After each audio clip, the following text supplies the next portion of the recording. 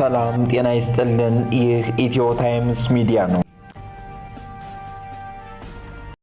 በጎጃም መኖሪያ ቤት ተቃጠለም።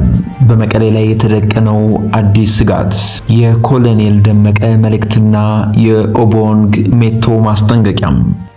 ሰላም ጤና ይስጥልን ውድ የቻናላችን ተከታታዮች፣ እንኳን ወደ ቻናላችን በሰላም መጣችሁ። ዛሬም በሀገራችን በኢትዮጵያ የተለያዩ አካባቢዎች የተከሰቱ ትኩስ አነጋጋሪ መረጃዎችን ይዘንላችሁ ቀርበናል። በዛሬው ዜናችን በምዕራብ ጎጃም በዜጎች ንብረት ላይ የተፈጸመውን የቤት ማቃጠል ድርጊትና የሕግ ባለሙያዎችን አስተያየት፣ በመቀሌ ከተማ ላይ የትግራይ የሰላም ኃይል ነኝ ከሚለው ቡድን የተሰጠውን አዲስ የወታደራዊ ዝግጅት መግለጫም፣ በወልቃይት የተመረቁትን የቀዩ የተከዜ ዘብ አባላትና የኮሎኔል ደመቀ ዘውዱን ጥሪ፣ እንዲሁም የሰብአዊ መብት ተሟጋች አቶ ኦቦንግ ሜቶ ስለ ሀገሪቱ የብሔር ፖለቲካ የሰጡትን ጠንከር ያለ ማስጠንቀቂያ በስፋት እንዳስሳለን። እስከ ፕሮግራማችን ፍጻሜ ድረስ አብራችሁ እንድትቆዩ በታላቅ አክብሮት ጋበዝኩ። ቀጥታ ወደ ዝርዝር ዜናዎች አለፉ። በምዕራብ ጎጃም ዞን ደጋዳሞት ወረዳ ፈረስ ቤት ከተማም ቀበሌ 02 ይገኝ የነበረውን የፋኖ አርበኛ ዝናቡ ልንገረው የወላጆችን መኖሪያ ቤት ሙሉ በሙሉ በእሳት እንዲወድም መደረጉ ታውቋል። ከመረጃ ምንጮችና ከቦታው ከተገኙ የዓይን እማኞች ለማወቅ እንደተቻለውም ይህ ድርጊት የተፈጸመው የታጠቁ የመንግስት አካላት፣ የአካባቢው ካድሬዎችና የሚኒሻ አባላት በተሳተፉበት እንደሆነም ተገልጿል። የደረሰን መረጃ እንደሚጠቁመው ከሆነ የመኖሪያ ቤቱ ከመቃጠሉ ጥቂት ቀደም ብሎ በሩ መስኮቱና ጣራው እንዲነቃቀል ከተደረገ በኋላ ለቃጠሎ ዝግጁ ተደርጎ ነው እሳቱ እንዲለቀቅበት የተደረገው የተባለ ሲሆን በቤቱ ውስጥ ይገኙ የነበሩ በርካታ የቤቱ ውስጥ ቁሳቁሶች፣ ጠቃሚ ንብረቶችና የአርበኛው ወላጆች ለረጅም ዓመታት ያፈሩትን ሀብት በሙሉ በእሳቱ ወድሟል ተብሏል።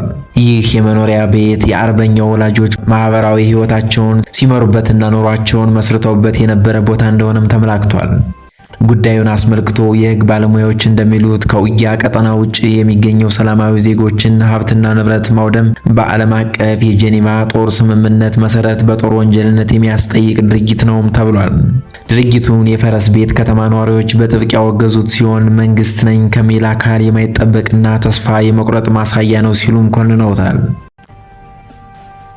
ወደ ሌላኛው አነጋጋሪ መረጃችን ስናልፍ በትግራይ ክልል አዲስ የተደራጀው አካል የመቀሌ ከተማን ለመቆጣጠር ዝግጅቱን ማጠናቀቁን አስታውቋል።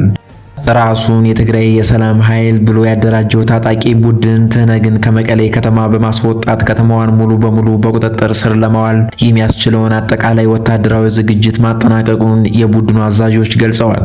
ይህ ስብስብ ቀደም ሲል በትህነግ ውስጥ ከፍተኛ ወታደራዊ አዛዥ የነበሩት ወዲ አንጥሮ፣ ጀነራል ጉዑሽ ገብረ እና ጀነራል ከበደ ፍቃዱን ያካተተ መሆኑም ተጠቅሷል። የቡድኑ ወታደራዊ አዛዥ እንደገለጹት መቀሌ መሽጎ ህዝቡን እያሰቃየ ያሉትን የትህነግ ስብስብ ላይ እርምጃ ለመውሰድ ዝግጁ ነን ያሉ ሲሆን አዛዡ አክለውም እንደተናገሩት ከሆነ በአሁኑ ሰዓት በርካታ የታጠቀ ኃይል አባላት ትህነግን በመክዳት ወደ እነሱ ወገን እየተቀላቀለ ይገኛልም ሲሉ ገልጸዋል። ይህ የኃይል እንቅስቃሴ የትህነግን መዋቅር ከውስጥም ከውጭም በመበጣጠስ ቡድኑን ለአንዴና ለመጨረሻ ጊዜ ከትግራይ ምድር ለማስወገድ ትልቅ ዕድል ይፈጥራል ሲሉ አዛዦቹም ገልጸዋል። በወልቃይት ጠገዴ ሰቲት ሁመራ ዞን ላለፉት ጊዜያት ወታደራዊና ስልታዊ ቀጠናዎችን ሲከታተሉ የቆዩ የቀዩ የተከዜ ዘብ አባላት ምረቃ ስነ ስርዓት ተካሂዷል። በምረቃ ስነ ስርዓቱ ላይ የተገኙት የዞኑ ምክትል አስተዳዳሪና የሰላም ጸጥታ መምሪያ ኃላፊ ኮሎኔል ደመቀ ዘውዱ ባደረጉት ንግግርም የተከዜ ዘብ የህልውናችንና የማንነታችን ዋስትና ደጀን ነው ብለዋል።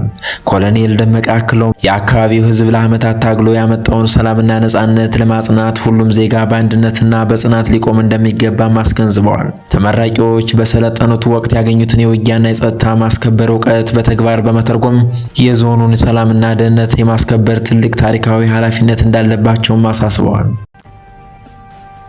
አቶ ኦቦንግ ሜቶ ከአዲስ ዘመን ጋዜጣ ጋር በነበራቸው ቆይታ በኢትዮጵያ ውስጥ ኢትዮጵያ የሚለው ቃል ሰዎችን ማስፈራሪያ እንዲሆን ተደርጎ መሰራቱን በጥብቅ ተችተዋል።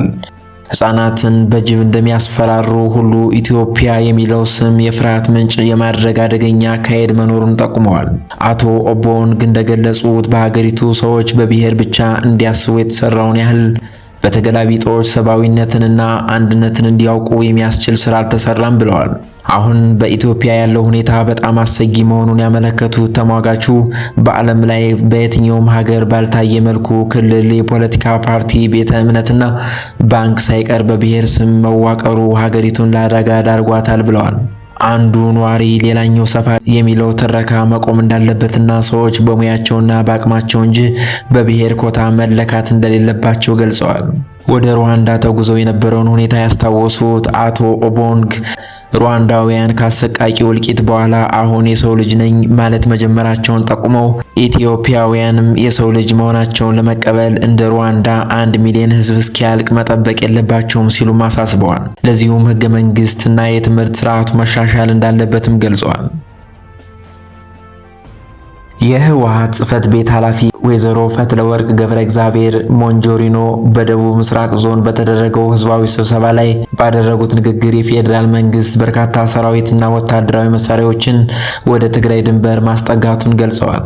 ወይዘሮ ፈትለወርቅ እንደተናገሩት የፌዴራል መንግስቱ ከ8 በላይ የሰራዊት እዞችን ከ4 በላይ ሜካናይዝድ ክፍለ ሰራዊቶችንና ተጨማሪ አቅሞችን ወደ ትግራይ ድንበሮች አስጠግተዋል ብሏል። ብልጽግና የትግራይን ህዝብ ለማጥፋት እየሰራ ነው ያሉት ወይዘሮ ፈትለወርቅ እኛ ግን እንደ ህዝብ እስከሚያጠፋን አንጠብቅም፣ ህልውናችንንም ለማስጠበቅ እንታገላለን ሲሉ ተናግረዋል። ውድና የተከበራችሁ የቻናላችን ተከታታዮች ለዛሬ ያዘጋጀንላችሁ አበይት ሀገራዊ መረጃዎቻችን እነዚህን ይመስሉ ነበር። በምዕራብ ጎጃም በዜጎች ንብረት ላይ በደረሰው ውድመት፣ በመቀሌ ላይ በተደቀነው አዲስ የኃይል ውጥረት፣ በወልቃይት የተበሰረው የጸጥታ ዝግጅት እንዲሁም በሀገሪቱ የብሔር ፖለቲካ ዙሪያ በተነሱት ነጥቦች ላይ ያላችሁን ሀሳብና አስተያየት ከታች በኮመንት መስክ አስቀምጡልን። ቪዲዮውን ላይክ በማድረግ ለሌሎች እንዲደርስ ያድርጉ። መረጃው ለወዳጅ ዘመዶ እንዲደርስ ሸር ማድረጉን አይርሱ። ለቻናሉ አዲስ ከሆናችሁ ደግሞ ሳብስክራይብ በማድረግና የደወል ምልክቷን በመጫን የሁል ጊዜ ቤተሰባችን ይሁኑ። ስለተከታተላችሁን እጅግ አድርገን እናመሰግናለን። መልካም ጊዜ ይሁንላችሁ።